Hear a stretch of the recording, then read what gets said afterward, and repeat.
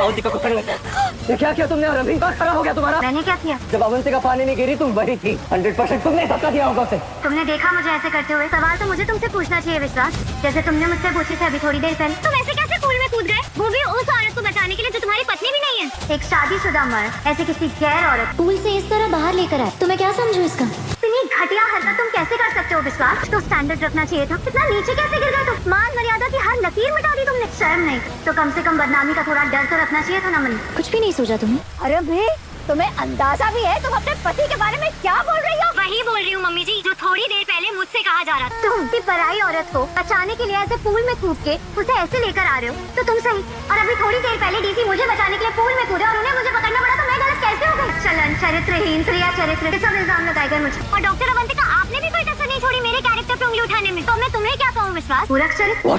What the hell is पूरक चरित्र? यही तो अफसोस की बात है, बात बात पर औरत को त्रिया चरित्र कहने का रिवाज है, इसलिए सबको पता है ये सब। लेकिन पूरक चरित्र किसी को नहीं पता। जब एक आदमी का चरित्र बिगड़ जाए तो उसे पूरक चरित्र कहते हैं, ये कोई नहीं जानता। क्योंकि कुछ लोगों को लगता है तो पुरुष कितने भी पाप कर ले वो पवित्र, और अगर स्त्री साफ तो त्रिया चरित्र। मुझे त्रिया चरित्र कहा गया ना, तो अब मैं भी तुम्हें कहती हूँ पूरक चरित्र। कैसा लग रहा है विश्वास? चिल्लाइए मत मम्मी जी, ऐसे एक बात का जवाब दे दीजिए।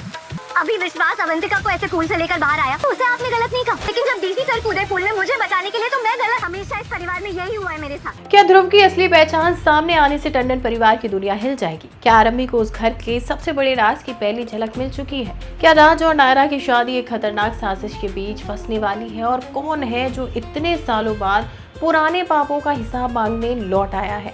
आज डॉक्टर आरंभी का एपिसोड एक इमोशनल और सस्पेंस से भरे सीन के साथ शुरू होता है, जब ध्रुव आरंभी को याद दिलाता है कि उसने राज की शादी रोकने की पूरी कोशिश की थी, मगर फिर भी बहुत आसानी से हार मान ली।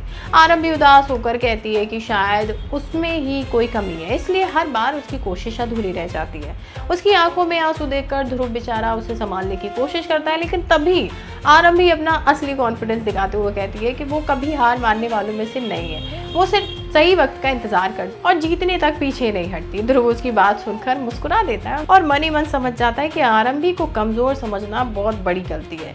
वही रिजॉर्ट में टंडन परिवार का ग्रैंड वेलकम होता है। मोना सबके लिए शानदार अरेंजमेंट्स करती है। विश्वास डेकोरेशन देखकर बहुत खुश होता है, लेकिन आरंभी को लगता है कि शादी में परिवार की परंपरा की कमी है। वो मोना को टैटू कॉर्नर हटाकर मेहंदी कॉर्नर बनाने और फॉरेन फ्लावर्स की जगह देसी फूल लगाने की सलाह देती है। सुनील और ध्रुव दोनों आरंभी की बात से सहमत हो जाते हैं। अवंतिका को ये बात बिल्कुल पसंद नहीं आती, क्योंकि उसने ही पूरी डेकोरेशन प्लान की होती है। वो कहती है कि आजकल के यंगस्टर्स मॉडर्न थीम्स पसंद करते हैं, लेकिन आरंभी उसकी बात का तुरंत जवाब देते हुए कहती है कि नायरा से इस बारे में पूछा ही नहीं गया। सुनील भी मोना को आरंभी की बात मानने के लिए कहता है। वही अवंतिका बाहर से शांत रहती है, लेकिन अंदर ही अंदर आरंभी के खिलाफ नई चाल चलने का फैसला कर लेती है। थोड़ी देर बाद ध्रुव चुपके से किसी से फोन पर बात करता है और टंडन फैमिली के खिलाफ अपनी प्लानिंग को फाइनल टच देता है। वही आरंभी गलती से उससे टकरा जाती है और दोनों के बीच में हल्का सा मजाक देखने को मिलता है। तभी राज और विहान वहां पहुंच जाते हैं। आरंभी राज को डेकोरेशन देखने के लिए कहती है, लेकिन राज का ध्यान शादी की तैयारियों में बिल्कुल नहीं है।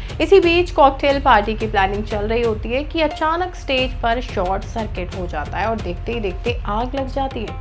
पूरे रिजॉर्ट में अफरा तफरी मच जाती है। इसी दौरान एक वार्निंग मैसेज सबके सामने आता है, जो सीधा टंडन फैमिली को धमकी दे रहा होता है। ध्रुव सबके सामने मैसेज पढ़कर सुनाता है और उसी वक्त सुनील को एक एनवेलप मिलता है। जैसे ही सुनील एनवेलप खोलता है, उसके चेहरे का तो रंग ही उड़ जाता है। अंदर एक पुरानी फोटोग्राफ होती है जो उनके हॉस्पिटल के इनॉग्रेशन के दिन की होती है। डिम्पल भी फोटो देखकर बुरी तरह घबरा जाती है और तुरंत सुनील से उसे छुपाने के लिए कहती है। यहाँ आरंभी पहली बार सुनील और डिम्पल के चेहरे पर इतना डर देखती है। वो समझ जाती है कि बात कुछ तो है और ये सिर्फ एक फोटो की बात नहीं है, बल्कि कोई बड़ा राज है। ध्रुव भी जानबूझकर सबके सामने कहता है कि कोई पुराना राज है जिसे दुनिया के सामने लाने की कोशिश की जा रही है। सुनील झूठ बोलते हुए कहता है कि उनका कोई पुराना दुश्मन नहीं है, लेकिन उसकी घबराहट सब कुछ बता देती है। वो गुस्से में आकर शादी कैंसिल करने का फैसला कर लेता है, लेकिन विश्वास और ध्रुव दोनों उसे समझाते हैं कि अगर अब वेन्यू बदला गया तो नायरा के घर वालों को शक हो जाएगा, इसलिए शादी वहीं करनी होगी।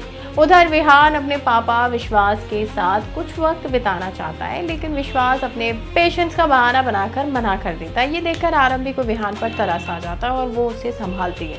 इसी दौरान आरंभी देखती है कि विश्वास और अवंतिका एक ही कमरे में जा रहे हैं। विहान भी उनके पीछे जाने लगता है, लेकिन आरंभी उसे स्टैच्यू गेम खेलकर रोक देती है। दूसरी तरफ सुनील और डिंपल अकेले में बात कर रहे होते हैं।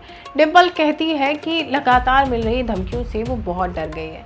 सुनील भी मानता है कि किसी को उनके पुराने राज की पूरी जानकारी है और वही इंसान अब उनकी जिंदगी बर्बाद करना चाहता है, लेकिन उन्हें ये बिल्कुल समझ नहीं आता कि उनका असली दुश्मन कौन है।